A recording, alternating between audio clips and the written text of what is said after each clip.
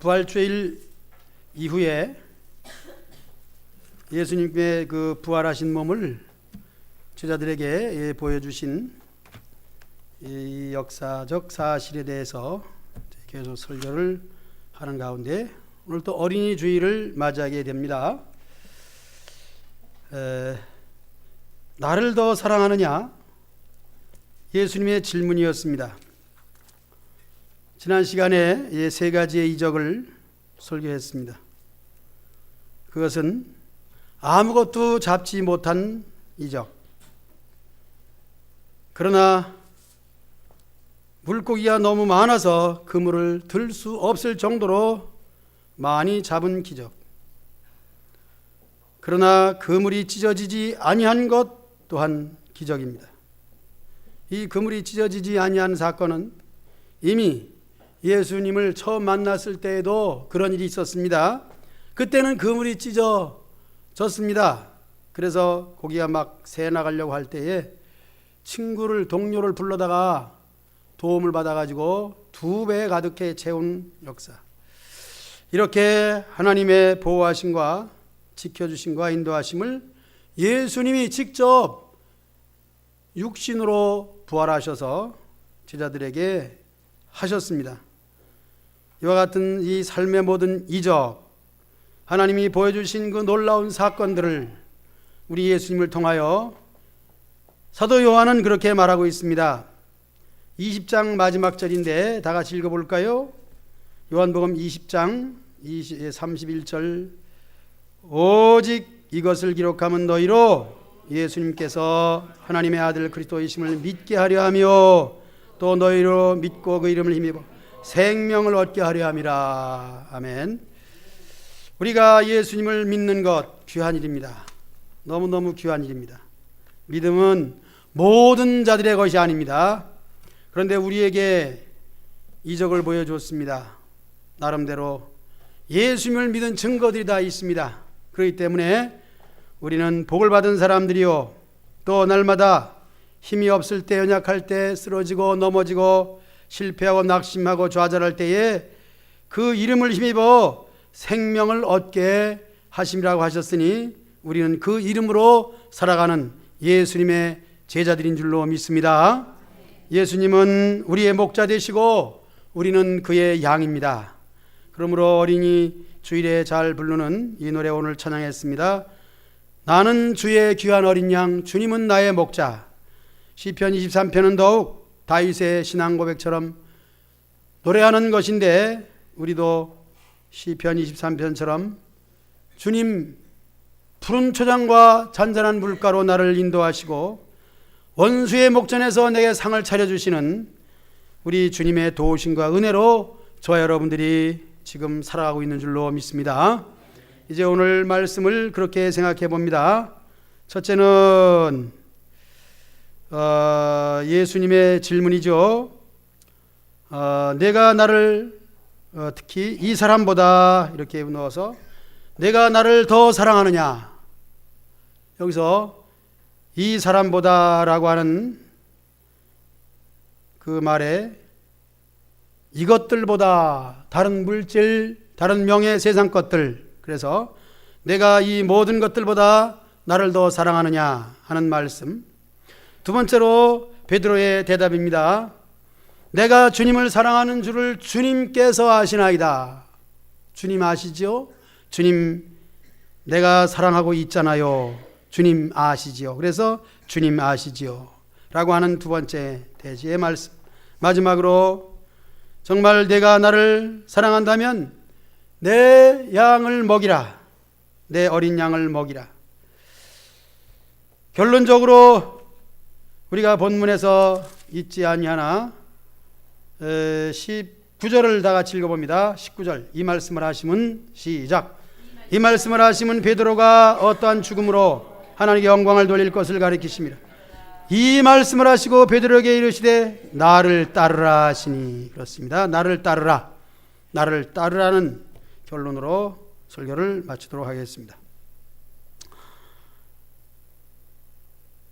조반을 잡수신 후 이렇게 시작이 되죠. 아침 식사입니다. 이미 이전에 숯불을 피워서 생선까지 구워서 놓고 떡도 준비하신 예수님을 생각해 봐야 됩니다. 예수님의 이 아침 식사, 성찬은 예수님이 십자가에 달리시기 전, 잡혀가기 전 목요일 날이죠. 요일로 말하면 목요일 날 저녁 식사하셨는데, 그것도 평소처럼 늘 하시던 시간이었고, 그러나 그 시간만큼은 특별히 떡을 떼어 주시면서 이것은 너희를 위하는 내 살이다, 내 몸이라 이렇게 하시고, 잔을 너희끼리 나누어라, 이것은 너희를 위하는 곧 언약의 피니라. 이것이 성찬이죠. 그것이 바로 예수님의 이 세상에 오신 목적과 우리를 구원하시기 위하여, 특히 죄로부터 죄사함의 은총을 베푸시는 성찬이죠. 오늘은 아침 식사, 이것은 기억할 수도 없을 정도의 성경 읽으면 그냥 읽어질까, 교회 행사로도 아침 식사하지는 않습니다. 그러나 생각해 보면은 성찬을 비롯해서 예수님의 발 씻어주심과 또 오늘 조반을 잡수시는, 아침을 식사 같이 하는 이 장면은 참으로 우리 주님께서 육체로 오셔서 우리와 함께 사시는 생활을 말하는 것입니다. 우리의 생활이 무엇인가 생각해 보면은 이웃사촌이라는 말이 있는 것처럼, 아무리 가까운 피를 나는 부모, 친척이라 할지라도 멀리 있으면은 사촌만 못하다는 것이죠. 다시 말하면 나와 가까이 함께라고 하는 점에 있어서 우리 주님이 항상 일마다 때마다 시마다 우리와 함께 하신 줄로 믿습니다. 바로 그것이 제자들에게 여전하게 보여주시는 것인데, 특히 부활하신 후에 제자들은 좀 서먹서먹할 겁니다. 생각해 보세요.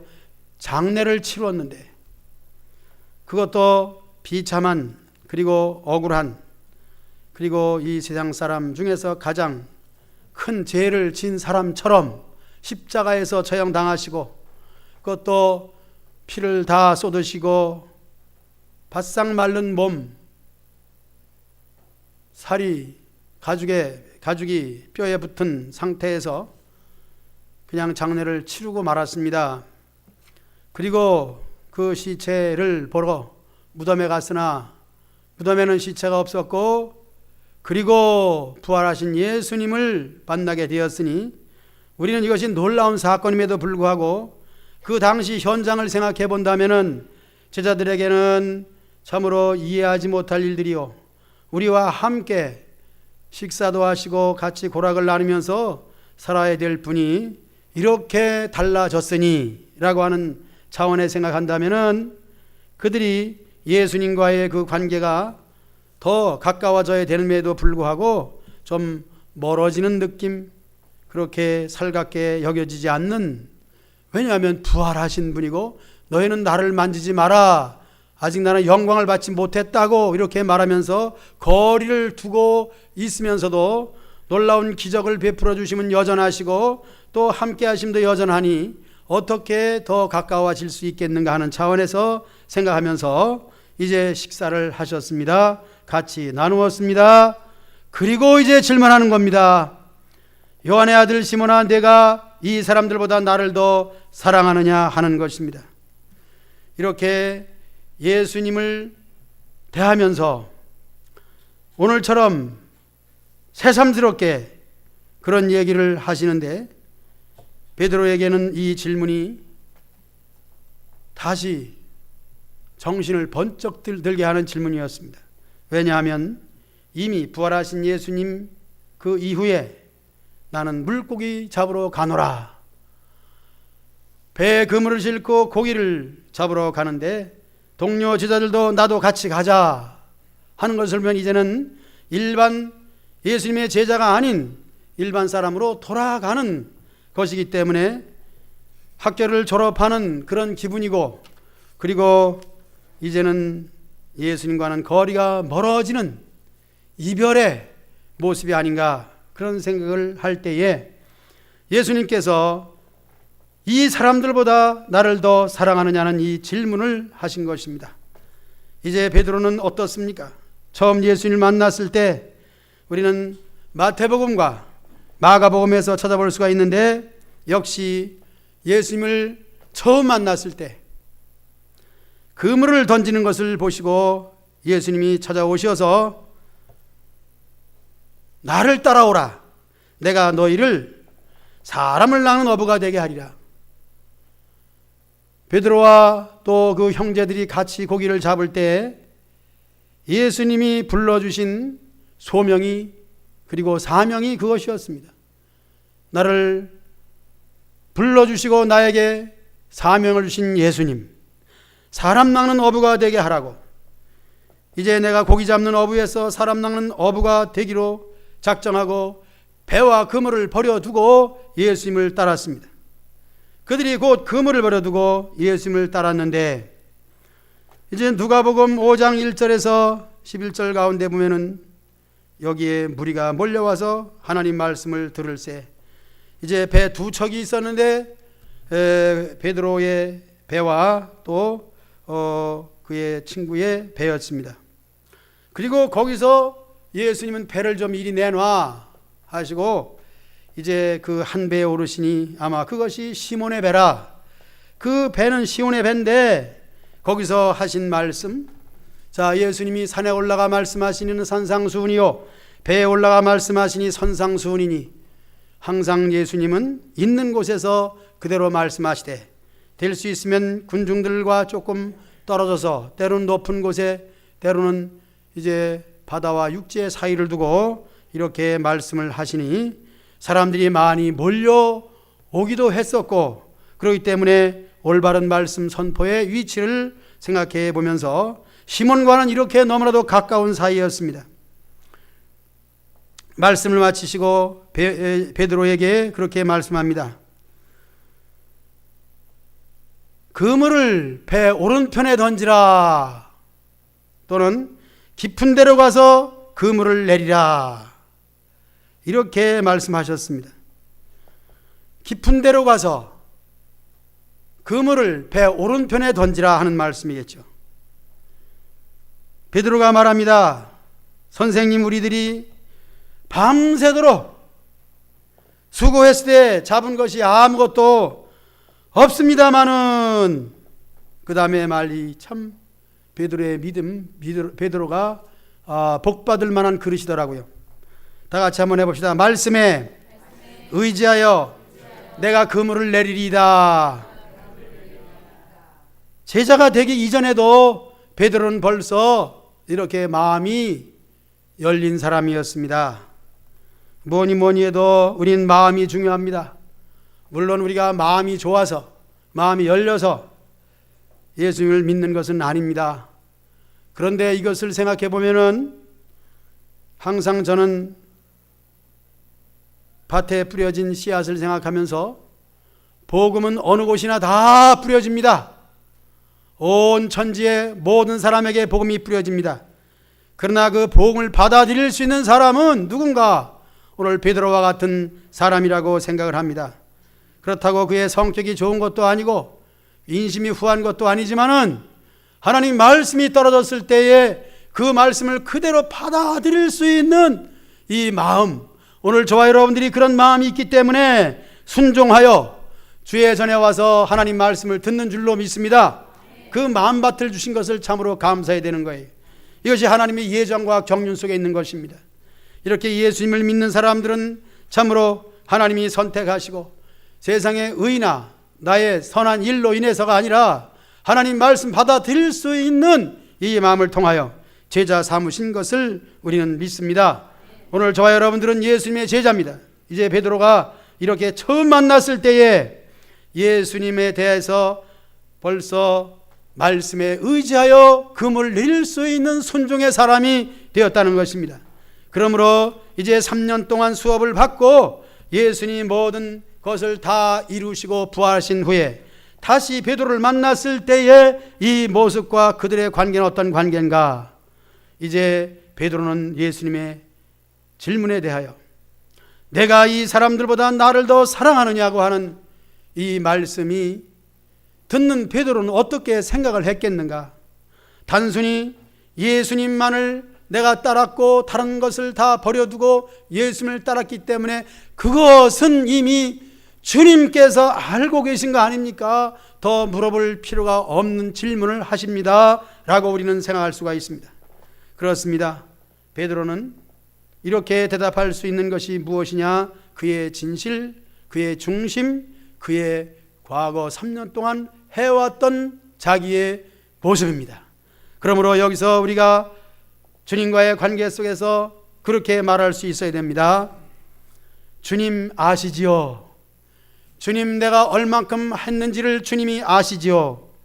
이것은 참으로 중요한 거예요.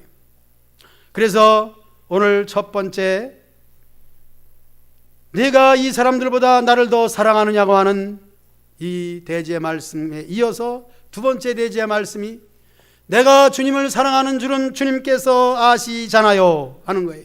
아시잖아요. 저는 이 말씀을 히스기야의 예를 들어서 말한다면 히스기야는 죽을 병이 들었습니다. 그것을 혹 말하기는 뇌종양이라고도 이렇게 말합니다마는 성경에 기록되지 않았습니다. 그러나 죽을 병은 사실입니다. 그 당시에 지금은 그래도 수술이라도 하지만은 당시에 뇌종양이야 앓다가 죽는 수밖에 없는 것이니 의사의 진단에 의해서 왕이시여 그것은 뇌종양, 그냥 맛있는 거 많이 잡수십시오 하는 진단밖에는, 방법밖에는 없습니다. 뇌종양이 들었으니 히스기야는 절망 중에 있습니다. 낙심 중에 있습니다. 그런데 히스기야는 세상 모든 것들을 다 등 뒤에 두고 오직 벽을 향하여 아무것도 보지 아니하고 그리고 하나님만을 향하여 그는 기도합니다. 하나님, 내가 평소에 했던 것을 기억하여 주옵소서라고 하는 것입니다. 이제 베드로가 예수님의 질문에 대한 대답이 주님 아시지요? 내가 주님을 사랑하는 줄 주님께서 아시지요? 하는 겁니다.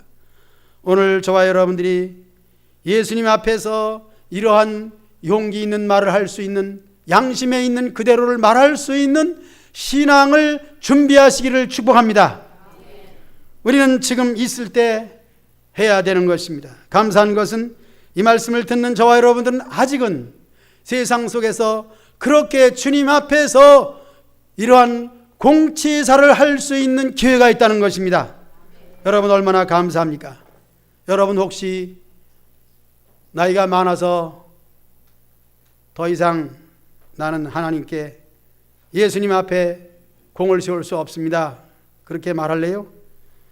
나는 몸 약해서, 나는 병 약해서, 나는 무엇이 없어서 그런 핑계를 할 수도 있습니다.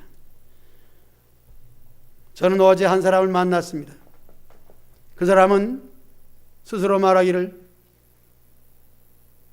나는 83세인데 목사님은 나이가 얼마나 되셔요? 나는 53년생 65세입니다. 그랬더니 깜짝 놀라면서 또 부러워하면서 한참 일하실 나이네요. 이제 한참 청년이네요. 저는 청년입니다. 그 노인은 그렇게 말하면서 저의 희망을 줬습니다. 그 말이 나에게는 희망이었습니다. 여러분들 한참 젊으시네요. 팔팔하시네요. 여러분들은 얼마든지 공을 세울 수가 있습니다. 젊었든지 늙었든지 숨만 쉴 수 있으면 공을 세울 수가 있습니다. 생각만 할 수 있으면 공을 세울 수가 있습니다. 하나님께서는 어떤 많은 것을 원하지 않습니다.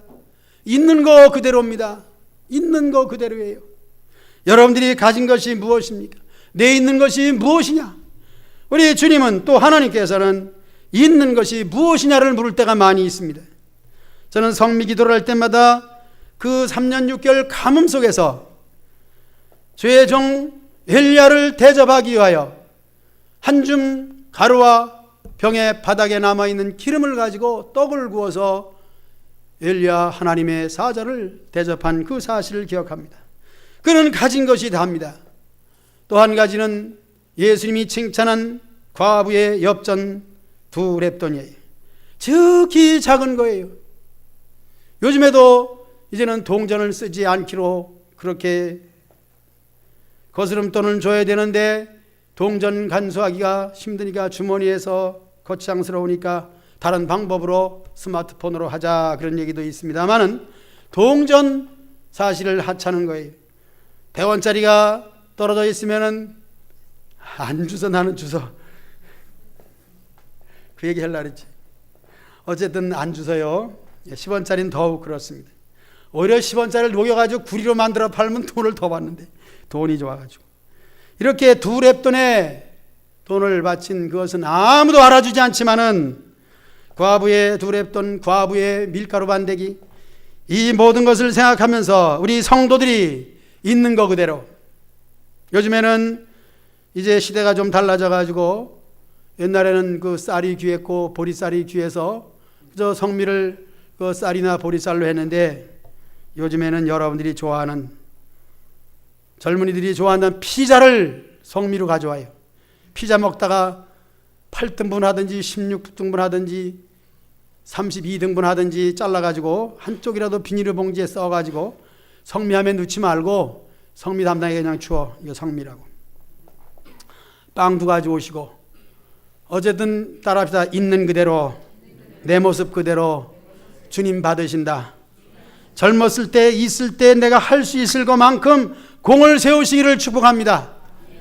하나님은 무엇이 없어서 달라는 것이 아니고 우리 예수님도 이렇게 아무것도 할 수 없는 그들에게 순간에 물고기를 153마리나 잡을 수 있도록 역사하신 분이 어찌 제자들에게 무엇을 원하겠습니까? 너 뭘 가져와라. 그것이 아닙니다.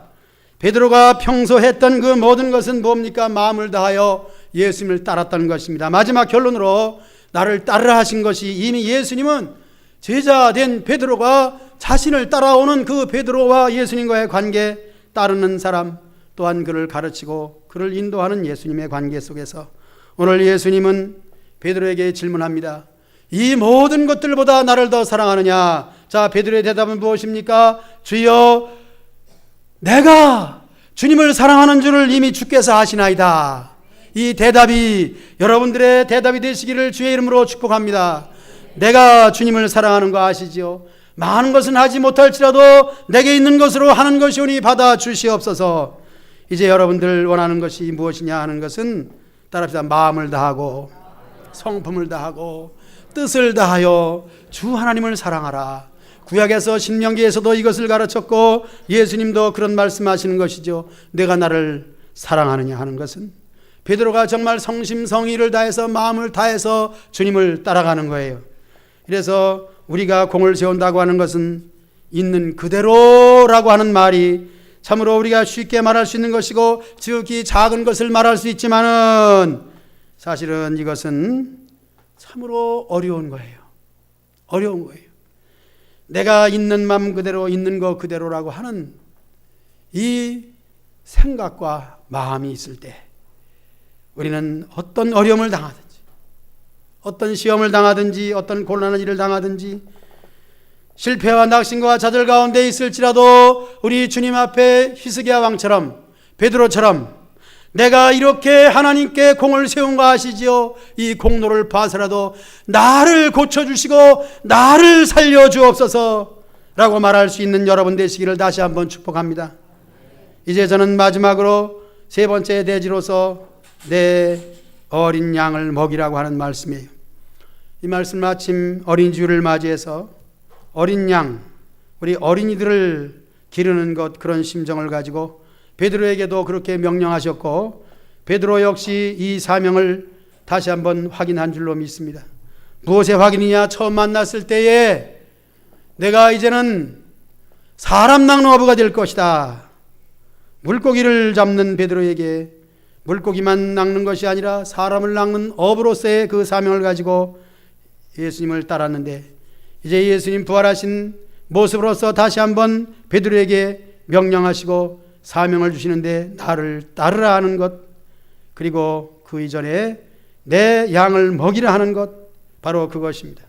우리가 세상 속에 살아가면서 어떤 것이 가장 생산적이냐 하는 걸 생각할 때 첫째는 사람을 심으시기 바랍니다. 그래서 친구가 귀하다는 것이죠. 친구라고 하는 것은 혈통을 통해서 나타난 것도 아니고 어떤 사람의 지식으로 된 것도 아니고 나의 어떤 공로로 되는 것도 아니고 참 어떤 면에서는 우연히 만났다 그렇게 하면 좋겠습니다. 친구를 만나러 다닌다고 되는 것도 아니에요. 친구를 사귀기 위해서 돈을 주고 여행을 다니는 사람 있다고 할지라도 그렇게 해서는 얻어질 수가 없는 것입니다. 그래서 이 친구라고 하는 것, 저는 사람을 심으라는 말씀에서, 즉 내 어린 양을 먹이라고 하는 이와 같은 취지에서 저는 여러분들에게 사람을 심어라 하는 말씀을 드리는 것은 이 친구가 그렇게 중요하다고 하는 것입니다. 사실 친구는 부모 자식 간에도 아닙니다. 부지간도 친구가 아닙니다. 정말 친구는 그대로 친구예요. 여러분, 그 옛날 말 있지 않습니까? 자식을 잘 가르쳤습니다. 대학도 보냈습니다. 공부를 다 하고 졸업하고 온 자기 아들에게 얘야, 공부를 다 하고 왔으니 이제 한번 시험을 해보자. 그래, 너 공부를 잘해서 상을 받았느냐? 그렇게 하지 않고 아버지는 친구를 사귀었느냐? 자식은 많이 사귀었지요. 친구 많지요. 그렇게 얘기했습니다. 오늘 그 얘기를 다 하면 길지만은 어쨌든 내가 죽을 죄를 졌을 때 너를 대신해서 너를 지켜줄 친구가 있느냐에 대해서 그 아들에게 시험했습니다. 그 아들은 친구가 없었습니다. 자신이 죽을 죄를 지었어요. 그러나 그것을 대신해서 할 수 있는 친구가 없었다는 사실과 함께 많은 학업, 많은 지식, 많은 명예가 그에게는 아무짝에 소용이 없다는 것이죠. 이제 우리는 믿음의 생활을 하면서 적어도 여러분들 제자 하나씩 만드시기를 축복합니다. 중요한 겁니다. 물론 우리가 세상적인 일반적 친구도 중요하죠. 그런데 이 친구에 대해서 그렇습니다. 정말 나에게 필요한 친구 다 한계가 있습니다. 물론 예수님을 믿는 제자라 할지라도 그것도 한계가 있지요. 그런 가운데서 최선을 다해서 우리가 그래도 아쉬울 때에 얼마 정도 돈 정도는 융통해 줄 수 있는 친구를 뭐 그 정도는 만들어도 대단한 것이라고 생각을 합니다. 직설적으로 현실적으로 간단하게 말씀 이렇게 드렸습니다마는 내가 정말 필요할 때 얼마 돈 좀 빌려줘.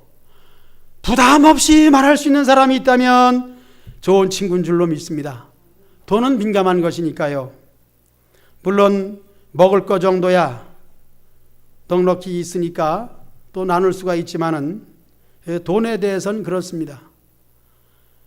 또 더 나가서 우리가 좀 여행을 갈 때에 요즘에 도둑이 많이 드니까 내 폐물 좀 간수해 줄래 하면서 목걸이 금반지를 맡길 수 있는 친구 있으시기 바랍니다. 자, 이렇게 우리는 친구를 사귈 수 있어야 되고 친구가 소중한 것입니다. 정말 믿을만하고 좋은 친구가 아닌가를 알려고 하면은 박종관 집사님 언제 알 수 있을까? 고스톱 칠 때 알 수 있지. 파토장을 세게 먹어? 친구 간에도 세게 먹어요. 부자지 간에도 못 세게 먹는데. 노름은 그래요. 그러나 정말 속여 먹지 않는 친구 사귀시기를 축복합니다. 좋은 친구 있어야 됩니다.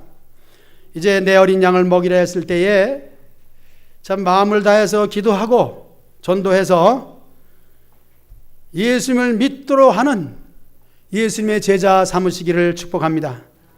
쉽지도 않습니다. 그러나 어렵지도 않습니다. 역시 돈 들여 다니면서 할 필요도 없습니다. 기도하시고 만날 때 예수님 같이 믿자고 믿음의 동지가 돼서 함께 믿음의 생활을 하자고, 그리고 함께 천국 가자고 할 수 있는 좋은 제자 삼으시기를 축복합니다. 꼭 하시기 바랍니다. 우리가 교회 와서 좋은 말씀 많이 들었다고 하지만은 이 말씀보다 더 좋은 게 어디 있겠어요? 여러분, 신앙의 친구 사귀시기 바랍니다. 신앙의 친구 꼭 만드시기 바랍니다. 믿음의 동력자라고도 할 수가 있습니다. 목회자도 마찬가지예요. 같이 목회하면서도 정말 목회를 같이 하는 목회자끼리도 정말 좋은 동력자가 있는 거예요. 그럼 여러분들에게도 믿음의 생활하면서 참으로 좋은 친구, 믿는 사람도 서로 그렇게 믿음 안에서 화목하지 못한 경우도 있습니다. 그런 경우도 있으니까 그런 것도 괜찮아요. 염려하지 말고. 그러나 그 가운데서 정말 어떤 것도 이해하고 어떤 것도 용서할 수 있는 친구 삼으시기 바랍니다. 이와 같은 친구가 없는 것은 참으로 외로운 것입니다. 우리 이 세상에 외롭다고 하는 것은, 그리고 이제 좋은 친구가 있다고 하는 것은 같은 동질상에 있어서 혈통으로나 육정으로 되지 않습니다. 그것은 오직 정말 마음을 다하고 정말 우리가 마음을 줄 수 있는, 한번 따라서 마음을 줄 수 있는 친구 삼자, 그렇게 하시길 축복합니다. 이제 오늘 본문에서 조금 달리 해석이 될 수도 있으나 베드로에게 말합니다. 내 어린 양을 먹이라 하신 것은 정말 희생을 말하는 것입니다. 여기서 친구라고 얘기했습니다. 이제는 말씀에 의지해서 내 어린 양을 먹이는 것은, 또 어린이를 기르는 것은 세상 우리의 상식과는 너무나도 차이가 많이 납니다. 우리가 어린이 주일이다, 어버이 주일이라고 하지만은 그것도 어린이 주일이니까 어린이를 좀 대공원에도 가고 맛있는 것도 사주고 잘해주는 것, 부모 어버이 주일을 또 맞이한다, 어버이날이 내일인데 카네이션을 달아드리고 역시 맛있는 것을 사드린다. 그러나 극적인 상황에 있어서는 부모 자식, 부모가 돌아가시면 자식이 부모의 재산을 가지고 서로 빼앗기 위해서 칼부림 나는 거 아니겠습니까? 형제도 소용없어요. 사실은 부모도 소용없어요. 자식을 기른다고 할지라도 내 자식이니까 마음이 쏠려서 자식을 잘 기르지만은 부모와 자식 간의 사이도 돈과 재산과의 관계 이상 될 수가 없는 것입니다. 비극적인 얘기죠. 비참한 얘기입니다.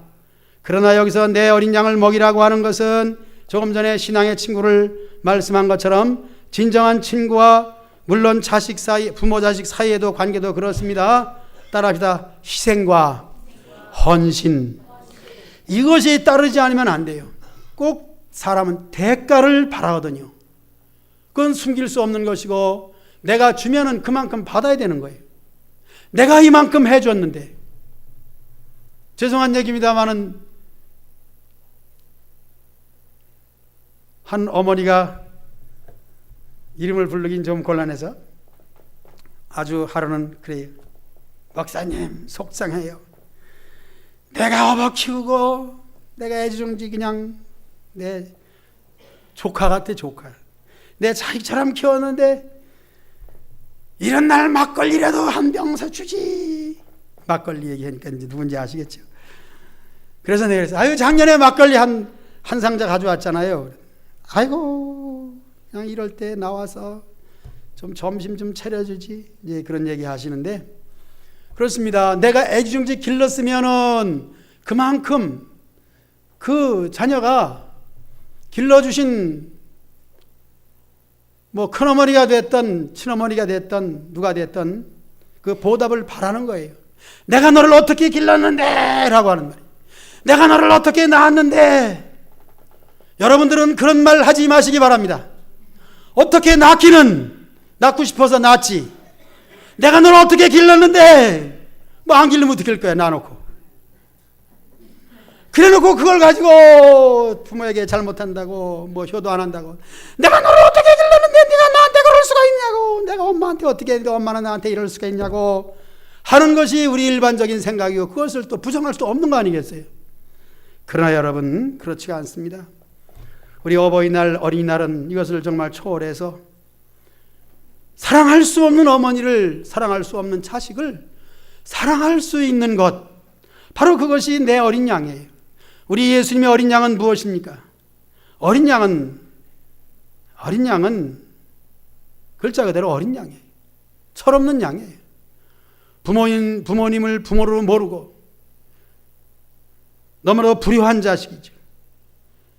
아버지, 이제는 내가 일하기 싫으니까 아버지의 재산을 나에게 주어서 나라여금 이것을 가지고 실컷 재미있게 행복하게 살기를 원합니다 라고 했을 때 간청에 못 이겨서 자식에게 모든 것을 다 분깃을 줬는데 나가서 어떻게 했다 그랬어요? 다 탕진하고 돌아왔는데 그 돌아온 탕자를 받아주고 안아주는 바로 그런 심정이죠.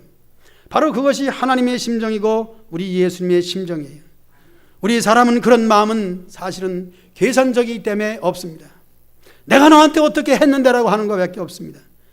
그러나 이렇게 어린 양이 될 수 있는 사람도 귀하지만은 어린 양으로 여기면서 정말 사랑할 수 있는 사람, 그렇습니다.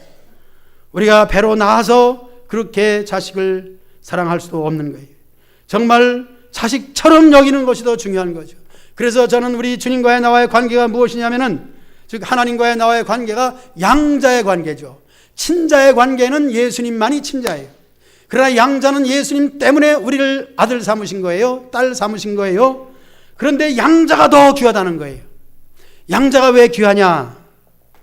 서양 사람들은 애로우니까 입양을 시켜가지고 어느 정도 아이가 재롱 부릴 때는 좋아서 길렀는데 크니까 그 다음에는 재미가 없어요. 왜? 자기도 아들도 자식이 크면은 다 공부하고 다 애인 만나서 결혼하고 살잖아요.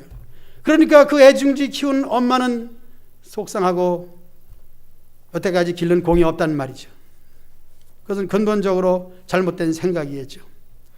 이렇게 정말 양부모의 역할을 하는 사람은 부모가 없는 자식을, 고아를 내 자식처럼 기르는 그 마음을 말하는 거예요.